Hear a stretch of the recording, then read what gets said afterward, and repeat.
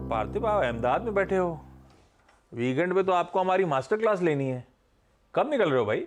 बस सर कल सुबह ही निकल रहा है, तो वो डेफिनेटली लुकिंग फॉरवर्ड हाँ, टू द इवेंट। चलिए, पार्थिव का ही मॉड्यूल है संडे को सुबह वाला, पहला इनका है। पार्थिव, इंतजार है आपका। थैंक चलिए भाई, आप जरा खबरों वाले स्टॉक्स की तरफ बढ़ा जाए, और सबसे पहले चीनी कंपनियों पे बातचीत।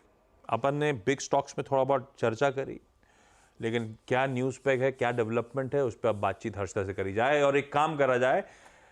जो ज्यादा ट्रेडेड शुगर स्टॉक्स होते हैं, सावंत साहब आप जरा देख के रखिएगा, कोई शुगर स्टॉक आपके रडार पे जो आपको पसंद आ रहा हो, टटोल के रखिए। हर्षदा, क्या अपडेट्स? चीनी कंपनियों पर आशीष एक बड़ी रिलीफ आई है। सरकार ने अलाउ कर दिया है कि चीनी मिले अब गन्ने का जूस और सिरप दरअसल एथेनॉल प्रोडक्शन के लिए इस्तेमाल कर पाएंगे। आपको याद होगा पिछले साल इस पर पाबंदी लगी थी और उस पर रोक जो है वो अब हटा दी गई है। 1 नवंबर ऑनवर्ड्स चीनी मिले शुगर सिरप और साथ ही साथ गन्ने के जूस से एथेनॉल बना पाएंगी। ये एक बड़ा रिलीफ रहेगा। नई पॉलिसी के तहत अब बी हैवी मोलासिस और सी हैवी मोलासिस जो सबसे इंपॉर्टेंट रहता है एथेनॉल प्रोडक्शन के लिए, उसका भी इस्तेमाल करने के लिए इजाजत दी गई है। और ये लार्जली गवर्नमेंट के जो गोल्स है रिन्यूएबल एनर्जी यूजेज और एथेनॉल ब्लेंडिंग के लिए डिपेंडेंस ऑन क्रूड ऑयल, उसके कॉन्टेक्स्ट में रखा जाए। आपको याद होगा पिछले साल एक क्राइसिस ऑफ सॉर्ट्स हो रही थी, इसीलिए सरकार ने वो स्टांस लिया था और ये कहा भी था कि इसे हम आगे चलकर रिवाइज करेंगे। तो वो रिवीजन आ गया है। बलरामपुर, जैसे सुबह में भी मेंशन हो रहा था, एक बड़ा प्लेयर है, बिगेस्ट प्लेयर है इस बिजनेस में। इसके साथ ही आप श्री रेणुका, द्वारिकेश, ये दूसरी कंपनियों पर नजर रखेंगे। प्राज इंडस्ट्रीज जैसे बिजनेस पर भी आपकी नजरें होनी चाहिए, जो इनफैक्ट इन कंपनियों के लिए वो सेटअप, टेक्निकल सेटअप तैयार करता है अगर आप एथेनॉल ब्लेंडिंग के लिए अलग से एथेनॉल प्रोवाइड करना चाहते हैं। तो ये इनफैक्ट एक बहुत बड़ी खबर है आज चीनी कंपनियों के लिए। बड़ी खबर, पूरा सेक्टर रडार पे। लेकिन सावंत साहब, टेक्निकली कुछ पसंद आ रहा है कि आपने पिछले साल के बैन को सरकार ने रिवर्स कर दिया है? खबर बढ़िया है। तो आशीष जी, सबसे पहले एक राय शेयर करूंगा। इस सेक्टर में मैं बहुत कम इंटरेस्ट रखता हूं, क्योंकि अगर हम देखें तो पिछले 2 सालों की रैली में ये सेक्टर पार्टिसिपेट किया ही नहीं, और कभी भी आप देखो तो ये बहुत न्यूज ड्रिवन होता है, तो आप इसको मैनेज नहीं कर पाते। बट अगर आज के स्पेसिफिक कोई पोजीशन रखनी हो या न्यूज से रिलेटेड, मुझे लग रहा है कि एक कम रिस्क पे रेणुका शुगर में एंट्री ली जा सकती है। पहली बात तो हम 20 दिनों के एवरेज के ऊपर है, एक्यूमुलेशन ऑलरेडी नजर आ रहा है, करीबन 47 के आसपास क्लोज हो चुके हैं। स्टॉप लॉस भी छोटा ही रखेंगे, करीबन 44 के नीचे स्पॉट क्लोजिंग बेसिस 44, और यहाँ से आपका जो टारगेट होना चाहिए, जो स्विंग हाई बने थे उसके जस्ट इर्द गिर्द, यानी 54-55, 55 के आसपास आप टारगेट रख सकते हैं। ओके, फंडामेंटली खैर बलरामपुर चीनी, पर ट्रेडिंग के नजरिए से श्री रेणुका शुगर्स शायद अच्छे मूव्स देने का दमखम रखती है। सतपुते साहब, जरा सा ये प्रेस्टीज एस्टेट्स का चार्ट रेडी रखिएगा। दरअसल कुछ क्यूआईपी अपडेट्स आ रहे हैं, उनमें एक प्रेस्टीज भी है, तो आपसे उस पर चर्चा कर लूंगा। हर्षदा, किन किन के क्यूआईपी खुल गए भाई? 2 अपडेट्स है, प्रेस्टीज एस्टेट्स और साथ ही साथ मैक्स एस्टेट्स का भी क्यूआईपी आज खुल रहा है। प्रेस्टीज के साथ शुरुआत करेंगे। 5,000 करोड़ दरअसल क्यूआईपी के जरिए कंपनी रेज करना चाह रही है। 1674 रुपीज प्रति शेयर के आसपास ये इंडिकेटिव प्राइस है, यानी कि कल से अगर आप कंपेयर करेंगे तो यहाँ पर एक डिस्काउंट पर ही वो होता हुआ दिखाई देगा। साथ ही साथ आपको ये ध्यान रखना है कि यहाँ पर इक्विटी डाइल्यूशन जो अनुमानित है वो करीब 7.5% के आसपास हो रही है। कंपनी कुछ अपनी आउटस्टैंडिंग बोरोइंग्स को पे करना चाहती है, वहां पर पैसे की जरूरत है। कुछ लैंड और लैंड डेवलपमेंट राइट्स एक्वायर करना चाहती है, तो वहां पर भी पैसा लगेगा, और अपनी कुछ सब्सिडीज, जेवीज, ऑनगोइंग प्रोजेक्ट्स में इन्वेस्टमेंट होगा। तो ये इनफैक्ट कंपनी का इरादा है वो 5,000 करोड़ के इस्तेमाल के लिहाज से। दूसरी तरफ मैक्स एस्टेट्स 800 करोड़ का दरअसल क्यूआईपी इन्होंने लॉन्च किया है। इंडिकेटिव प्राइस 597 रुपीज 50 पैसे है, यानी कि कल की क्लोज से करीब 12% के डिस्काउंट पर होता हुआ दिखाई दे रहा है। यहाँ पर भी रफली प्री इशू से कंपेयर करेंगे तो 9% तक का इक्विटी डाइल्यूशन होगा। लैंड एक्विजिशन और डेवलपमेंट राइट्स के लिए कंपनी पैसा इस्तेमाल करना चाहती है। ओके, 2 क्यूआईपीज खुले हैं पैसा जुटाने के लिए, प्रेस्टीज एस्टेट्स और मैक्स एस्टेट्स। सतपुते साहब, प्रेस्टीज एस्टेट्स कैसा लग रहा है स्टॉक? अच्छा खासा क्यूआईपी का साइज है। ये चार्ट अगर आप बोले तो हाँ। एक साइडवेज में ही है। 1750 1770 ये इसका क्लस्टर ऑफ रेजिस्टेंस है। अगर इस रेजिस्टेंस को पार करेगा तभी जाके आप कहोगे कि यहाँ पे एक अच्छी रैली मिलेगी। चांसेस है कि आज थोड़ा सपोर्ट अगर ये वायलेट करता है तो प्रॉफिट टेकिंग भी आ सकती है। इसका सपोर्ट है आज के लिए 1690 का। आशीष जी, अगर ये 1690 का लेवल टूटता है सुबह में, मॉर्निंग में, प्रोबेबली इन दैट केस मुझे लगता है फिर प्रेशर बढ़ेगा और मुझे लगता है 1620 तक का एक शार्प कट इसमें आ सकता है। तो one needs to be careful, एक वॉचफुल रहे दोनों लेवल्स की तरफ। अगर 1690 टूटेगा तो फिर मुझे लगता है यहाँ पे सेलिंग बढ़ेगी, तो मेरे हिसाब से थोड़ा काउंटर में वीकनेस आ सकता है। वैसे न्यूज़ काफ़ी इंटरेस्टिंग है। मतलब काफ़ी अच्छी south based real estate company है ये। मार्की नामों में से जानी जाती है, इतना बड़ा पैसा रेस कर रही है, तो मतलब कुछ ना कुछ शायद आजकल हर कोई लग्जरी प्रोजेक्ट्स बना रहा है। ये भी इनके भी काफ़ी लग्जरी प्रोजेक्ट्स हैं जिनमें मार्जिन काफ़ी ज़्यादा होता है। जैसे सिग्नेचर ग्लोबल है या फिर आप इवन DLF है, अगर आप देखेंगे। और लग्जरी रियल एस्टेट में नेक्स्ट लेवल की तेज़ी है। मतलब अगर आपको स्टॉक मार्केट में तेज़ी लगती है तो लग्जरी रियल एस्टेट मार्केट उठा के देख लीजिए 2 साल का, वहाँ जिन लोगों ने स्टॉक मार्केट से पैसा बनाया वही डाल रहे हैं। अभी रिसेंटली एक रील काफ़ी वायरल हुई थी, वो किसी ने अवेगना पार्क के XXX फ्लैट की वो रील डाली थी। ओ भाई साहब, और उसमें उसके जवाब जो थे ना, उसके वो जवाब मजेदार है। ज़बरदस्त जवाब थे। वो जवाब पढ़ने के लिए मैंने वो रील देखी थी एक्चुअली। तो मतलब बहुत तूफानी तेज़ी है यहाँ पर। तो ये काफ़ी इंटरेस्टिंग मुझे लग रहा था आज सुबह, क्योंकि काफ़ी बड़ा पैसा रेस कर रहे हैं। और ये ऑफिस आते हैं तो वर्ली में एक बहुत बड़ा प्लॉट, उस पर काम चल रहा है इनका यहीं कोने में, गजब का। खैर, रखिए इन स्टॉक्स को रडार पे। रिलायंस इंडस्ट्रीज, इस पे माइनस चार्ट आप रेडी करो, मैं आ रहा हूं आपके पास। कल के उस एजीएम के बाद बहुत सारी ब्रोकरेजेस आई हैं, 2-3 हाईलाइट कर देता हूं आपके लिए। पहला, नोमुरा, खरीदारी करने का कॉल, 3600 के टारगेट्स। वो कह रहे हैं कंपनी ग्रोथ पर फोकस कर रही है, अगले 5 से 7 सालों में धंधा डबल करने पे फोकस कर रही है। जियो ब्रेन और जियो क्लाउड वो लीड करेंगे एआई इंटीग्रेशन जर्नी को, और robust growth across segments expect करिए। 3 साल में EBITDA CAGR 13% का हो सकता है। जेफरीज, बाय कॉल, 3500 के टारगेट्स। ये कह रहे हैं रेवेन्यू और EBITDA डबलिंग जो 3 से 4 सालों की, और रिटेल का जो आंकड़े आए हैं हमारे एस्टिमेट से बेहतर है। ऐसे ही CLA से कह रहा है आउट परफॉर्म 3300 के लक्ष्य, और वो कह रहे हैं कि हम ये जो प्रायोरिटाइज कर रहे हैं इन्वेस्टमेंट्स अक्रॉस OTC और न्यू एनर्जी वर्टिकल्स, उस पर उन्होंने बातचीत करी। तो बढ़िया ब्रोकरेजेस का थम्स अप उस AGM के बाद। मानस, लेकिन चार्ट्स पे कैसा प्लेस्ड? कल तो इसने, कल खैर वो बोनस की न्यूज भी था, उसने भी हरकत दी थी स्टॉक को, पर इसी ने कल वो रिकॉर्ड नए उच्चतम स्तर छूने में मदद करी, बढ़िया क्लोज डिलीवर करवाया। चार्ट्स पे प्लेसमेंट कैसा? देखिए, दोनों नजरिए से देख लेते हैं। तो अगर हम शॉर्ट टर्म की बात करें तो अब आपको डेली चार्ट पे higher tops higher bottoms clearly दिखेंगे। कल एक फ्रेश ब्रेकआउट देखने को मिला। मेरे ख्याल से अगर आप ट्रेडिंग का भी नजरिया रखें तो करंट लेवल्स पे 3009 के स्टॉप लॉस से खरीदारी करनी चाहिए, कम से कम 3100 रुपए के टारगेट के लिए। पोजिशनली बात करें तो देखिए, यहाँ पर वीकली चार्ट पे अभी भी हायर टॉप्स हायर बॉटम बन रहे हैं। मेरा समझना है कि इस मूव में ये 3200 का जो पहला प्रीवियस हाई था उसको ब्रीच करके 3350 की तरफ जाने की कोशिश करेगा। तो करीब करीब 300 साढ़े 300 पॉइंट की तेजी आपको देखने को मिल सकती है रिलायंस में आने वाले 2 से 3 मंथ में। चलिए, ये रिलायंस की चर्चा हुई, पर ध्यान रखिएगा ये जो चैनल आप देख रहे हैं इसका स्वामित्व और प्रबंधन रिलायंस इंडस्ट्रीज के पास है। ट्रेड का मन, इन्वेस्टमेंट करने का मन तो किसी financial adviser, independent financial adviser से प्लीज कंसल्ट करिएगा। ये रिलायंस की एक ब्रोकरेज है। ऐसी और इंटरेस्टिंग ब्रोकरेजेस जो अपन ने थोड़ी बहुत चर्चा करी थी बिग स्टॉक्स में, ल्यूपिन, भारती हेक्साकॉम, इनको भी रडार पर रखिएगा। ल्यूपिन के लिए शिल्पा जी आपके पास आऊंगा, आप रेडी रखना। कंचन जुड़ चुकी हैं। कंचन, बताइए भाई क्या कह रही हैं ब्रोकरेजेस इन स्टॉक्स को लेकर? तो ग्रीन पे तो ऑलरेडी ल्यूपिन को हमने देख लिया था। नोमुरा की ल्यूपिन पे खरीदारी की राय है, टारगेट को बढ़ा के कर दिया है 2427 रुपए का। अब जो मेजर बाजार है वहां पे ग्रोथ और साथ ही साथ प्रॉफिट में हमें एक अच्छा खासा सुधार आता हुआ दिखाई दे सकता है, जिससे कंपनी को पीयर्स के कंपैरिजन में ज्यादा एक मजबूती देखने को मिल सकती है। साथ ही नियर टर्म में अच्छा खासा सपोर्ट भी हमें अमेरिका बाजार से एक जेनरिक दवाइयों की तरफ से आता हुआ दिख सकता है।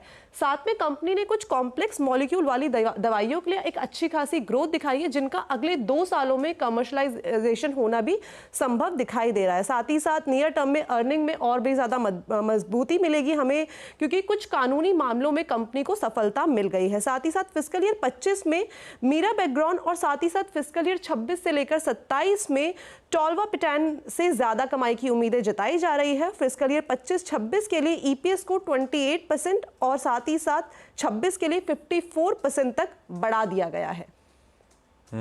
ये दोनों हो गए। ये हुई है बात ल्यूपिन की। हेक्साकॉन, इसके बाद अगर हम बात करें भारतीय हेक्साकॉन की, तो यहाँ पे भी हमें अच्छी खासी मजबूती देखने को मिल सकती है। अगर इस टाइम पे हम बात करें 3 साल में इनका जो एबिटा है वो 26% हमें देखने को मिल सकता है। भारतीय एयरटेल और वोडाफोन से ज्यादा एबिटा सीजीआर का अनुमान जताया जा रहा है। फिस्कल ईयर 26 से लेकर 27 तक जो डेट बाय एबिटा है उसे घटाकर 0.9 बाय 0.3x ले आया गया है। साथ ही साथ मजबूत फ्री कैश फ्लो में डेट एबिटा में भी हमें कमी देखने को मिल सकती है और साथ ही साथ जो पे आउट है उसमें बढ़ोतरी की काफी ज्यादा गुंजाइशें जताई जा रही हैं। चलिए भाई, शिल्पा जी, ल्यूपिन बढ़िया मूव्स, खबरों का तांता लगा हुआ है, सपोर्टिव है हमेशा स्टॉक के लिए, पर चार्ट्स पे या पोजीशनिंग कैसी दिख रही है स्टॉक की?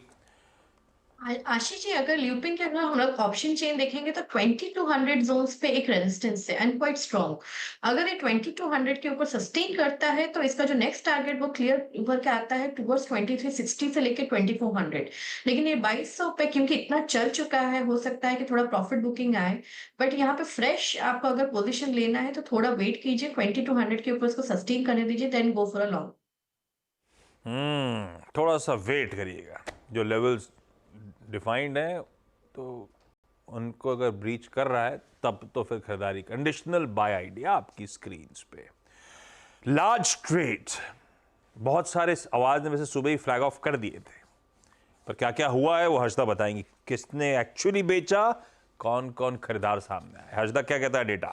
इंटरग्लोब एविएशन में जैसे हम कल बातचीत भी कर रहे थे, राकेश गंगवाल के फैमिली ट्रस्ट ने दरअसल स्टेक ऑफलोड किया है। लगभग 5% तक की हिस्सेदारी इनकी तरफ से बिकी है।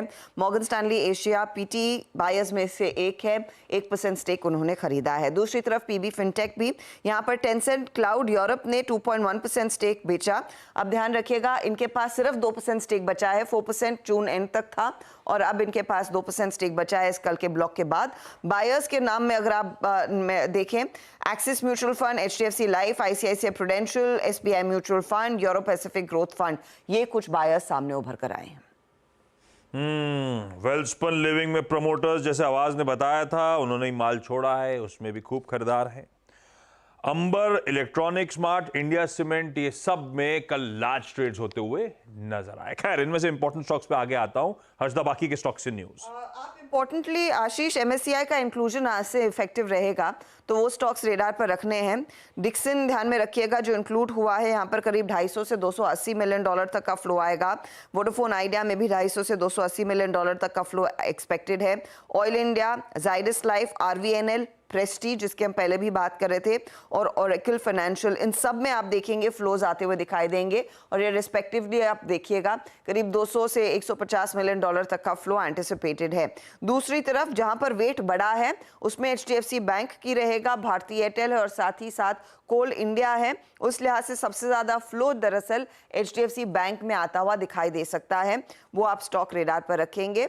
एक्सक्लूजन के तौर पर बंधन रेडार पर रहेगा और वेट डाउन इन्होंने आपको याद होगा किया था रिलायंस इंडस्ट्रीज, मारुति, इन्फोसिस और एलटीआई माइंट्री पर। आज दोपहर से दरअसल लागू होता हुआ दिखाई देगा, इसीलिए स्टॉक्स में मेंशन कर रही हूं। ओके, तो ये एमएससीआई वेटेजेस में जो चेंज हैं आज से इंप्लीमेंट होने जा रहे हैं, इसीलिए इन सब को रखिए अपने रेडार पे। लार्ज ट्रेड्स में इंटरग्लोब एविएशन कल वो ब्लॉक विंडो में तो नहीं हुआ, पर इवेंचुअली खपा और बढ़िया तरीके से खपा। वो चार्ट्स पे गावस्कर इंटरग्लोब कैसा खड़ा हुआ है, एक खबर अच्छी, मतलब अच्छी तो नहीं है, पर इंडस्ट्री के डायनामिक्स जो बदल रहे हैं स्पाइसजेट की दिक्कतों से, वो भी शायद इसके लिए एक रब ऑफ के तौर पे, पॉजिटिव रब ऑफ के तौर पे नजर आएगा। इंडिगो है कैसा चार्ट्स पे? चार्ट पे है, थोड़ा स्ट्रेच है, जो बाउंस मिला है 4200 के आसपास से मिला है, वो करीब ले गया 5 तक। 5000 एक साइकोलॉजिकल रेजिस्टेंस है जहां पर प्रॉफिट बुकिंग आ सकती है। क्या इंडिगो का चार्ट वीक है? बिल्कुल नहीं, स्ट्रांग है। तो अगर डिप मिलती है इंडिगो में तो वो खरीदारी का मौका रहेगा। डिप कहां तक? 4600 स्ट्रॉन्ग सपोर्ट जोन है इंडिगो में। ये 5000 एक बार पार कर लेगा, यहाँ पर थोड़ा साइडवेज मूव मिलेगा, फिर एक बार 5000 पार कर लेगा ऑन वीकली टाइम बेसिस पर, फिर और एक अच्छी तेजी आएगी, न्यू जोन पर जाएगा। फिलहाल बहुत ही स्ट्रेच फ्रॉम 2000 टू 5000। पार्थिव के पास जाता हूं टाटा मोटर्स के लिए। कल जाते जाते आपको याद होगा टाटा मोटर्स में एक बढ़िया तेजी बन रही थी। ये देखिए जाते जाते वो इसका रीजन है कि जो ऑर्डिनरी शेयर्स या जिसे अपन कहते हैं डिफरेंशियल वोटिंग राइट्स वाले टाटा मोटर्स के डीवीआर वो आज से ट्रेड होना बंद हो गए। कल आखिरी दिन था। अब इस वीकेंड पर रिकॉर्ड डेट है। जिनके पास डीवीआर के शेयर्स थे उनको डिफाइंड रेशियो में टाटा मोटर्स के शेयर मिलेंगे। आज से उस ग्रुप इस कंपनी की एक ही स्टॉक होगा, ऑर्डिनरी स्टॉक टाटा मोटर्स, जो ट्रेड कर रहा होगा। कल आई डोंट नो सारे व्हाट्सएप ग्रुप में यही चल रहा था क्या कि आपने टाटा मोटर्स की कल 1100 की कॉल ली क्या? कल टाटा मोटर्स की कॉल आशीष 40 पैसे वाली कॉल 25 रुपये तक की हुई कल टुवर्ड्स द एंड। अब वो तो खैर आजकल ब्रोकर्स सेम डे की कॉल लेने नहीं देते अनलेस आपके पास मार्जिन आपकी बुक्स में बहुत ज़्यादा हो तो जिनके पास था और जिन्होंने लिए हुए थे उनकी तो कल लॉटरी लगी है टाटा मोटर्स में। जिस तरीके से कल ये स्टॉक भागा है 3 बजे के बाद एक वन वे मूव आया इसमें। मैं बताऊँ 50-60 पैसे की कॉल 20-25 रुपये हुई कल। 10 डीवीआर वालों को 7 ऑर्डिनरी शेयर्स टाटा मोटर्स के मिल जाएंगे अब। पार्थिव, लेकिन टाटा मोटर्स पे आप लोग का हाउस कॉल क्या है? Definitely we are bullish, no doubt. Company ने slightly cautiously optimistic commentary दी है उनके लास्ट कॉल में।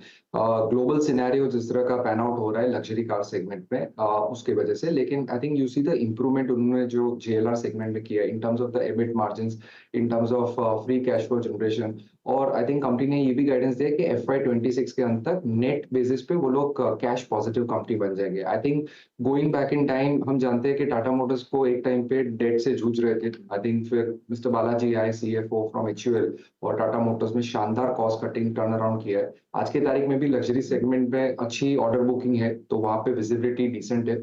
Domestic is also firing on all cylinders, नई Curvv, I think it's very good pipeline. तो हमें लग रहा है कि सीवी सेगमेंट भी सेकंड हाफ में post monsoon I think definitely should pick up, mining और अन्य इंफ्रास्ट्रक्चर एक्टिविटीज पिकअप हो रहे हैं। तो डीमर्जर की भी स्टोरी है तो यहाँ पे भी काफी अच्छी वैल्यू अनलॉकिंग होगी।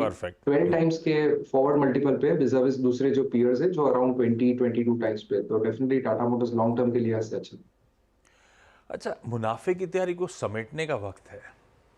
एक आईपीओ आज से खुल रहा है, उस पर चर्चा कर ली जाए। आस्था हिम सिक्योरिटीज की जुड़ती हुई बाजार स्टाइल रिटेल आज से खुलेगा, मंगलवार को बंद होगा। 370 से 389 रुपीज का प्राइस बैंड, 835 करोड़ रुपए जुटाने की योजना। वैल्यू फैशन रिटेलर मेरे ख्याल से वो नॉर्थ ईस्ट बेल्ट पे ज्यादा प्रोमिनेंट। आस्था क्या करें भैया, पैसा लगाना है नहीं लगाना? गुड मॉर्निंग आशीष जी, बिल्कुल सब्सक्राइब की रेटिंग हम इस आईपीओ को दे रहे हैं। Listing in long term perspective से वैल्यू फैशन रिटेलर है। बेसिकली देखा जाए तो आपने एकदम सही बोला, इनका वेस्ट बंगाल और उड़ीसा में जो मार्केट शेयर है वो 3% और 2% रिस्पेक्टिवली है। अगर मैं ऑर्गेनाइज्ड वैल्यू फैशन रिटेलर्स की बात करूं, कंपनी जिस प्राइस टू अर्निंग मल्टीपल पे ला रही है वो थोड़ा ऑन द हायर साइड लगता है, बट जिस तरह के ग्रोथ प्रोस्पेक्ट्स हैं, अच्छा स्ट्रॉन्ग मार्केट शेयर है और इनकी जो CAGR ग्रोथ है, स्पेशली अगर मैं स्टोर काउंट्स की बात करूं या रेवेन्यू फ्रॉम ऑपरेशन, और वो भी मैं अच्छा खासा लंबा ट्रैक रिकॉर्ड लूं फ्रॉम 2017 टू 2024, तो हाईएस्ट अमंग द पीयर्स है। मुझे लगता है कि ये काउंटर ठीक ठाक है और बिल्कुल इसमें सब्सक्राइब की रेटिंग हम लोग दे रहे हैं, लगाना चाहिए। लिस्टिंग गेन होने की भी संभावना है और लॉन्ग टर्म पर्सपेक्टिव के लिए भी रखना हो तो भी इसमें लगाया जा सकता है। Business growth prospects, price earning multiple, CAGR growth, निचोड़ ये निकला है कि सब्सक्राइब करना है। पर हम और आपको भी सीखना चाहिए सब चीजें। हम खुद ही वो DRHP RHP प्रोस्पेक्टस पढ़ के कैसे डिसाइड कर लें। यही मास्टर क्लास पार्थिव लेके आने वाले हैं संडे को, वीकेंड पे। पार्थिव आप सामान पैक करो भाई, लेट नहीं। बारिश से कोई फ्लाइट डिले तो नहीं होगी ना? लकीली अभी तक का तो जो अनुमान है कोई इशू नहीं है। Ahmedabad to Bombay sky clear है। मेरे जो नेबर है वो इंडिगो के पायलट है तो उनसे काफी अच्छी जानकारी मिल जाती है। अच्छा, इस नोट पर अब मुनाफे की तैयारी समेटता हूं भाई। आज फ्राइडे है, वीरू जुड़ेंगे तो शायद कुछ समा बनने वाला हो। ब्रेक ले लेते हैं, ब्रेक के उस पार पहला सौदा।